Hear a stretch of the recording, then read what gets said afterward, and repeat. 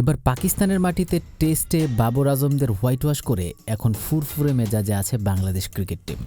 এবার সাকিব মুশফিকদের পরবর্তী লক্ষ্য ভারত সফর। চলতি মাসেই দেশটিতে 2টি টেস্ট ও 3টি ম্যাচে টি-20 সিরিজ খেলবে টাইগাররা। আসন্ন সফরের একটি টি-20 ম্যাচে হামলার হুমকি দিয়েছে ভারতীয় আকাটা গোষ্ঠীর দল।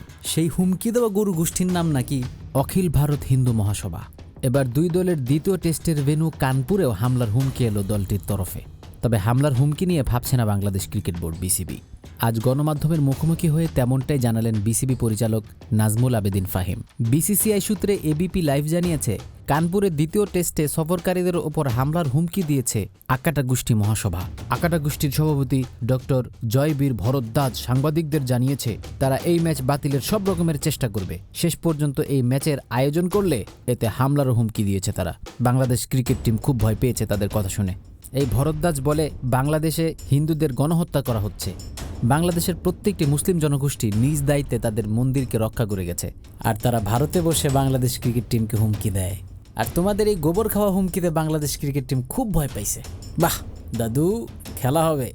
সে তাদের প্রধানমন্ত্রী মোদী সরকারকেও বলেছে, ভারত বাংলাদেশ ম্যাচের সিদ্ধান্ত নিয়েছেন, তারা হিন্দুদের গণহত্যা করেছে, এটা তারা আকাটা গোষ্ঠী কখনোই মেনে নিতে পারছে না।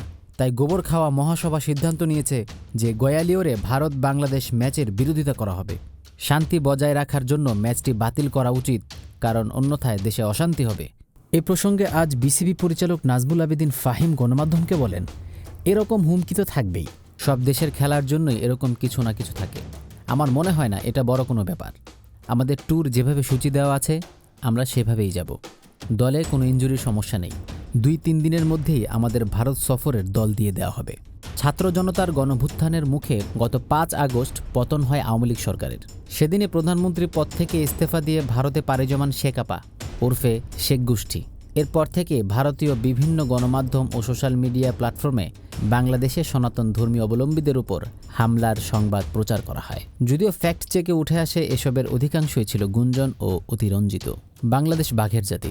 বাংলাদেশ কখনোই আপনার মতো এই গোবর খাওয়া পাবলিকের কথা শুনে পিছু হটবে না। বাংলাদেশ আবারও ফিরবে বীরের বেশে।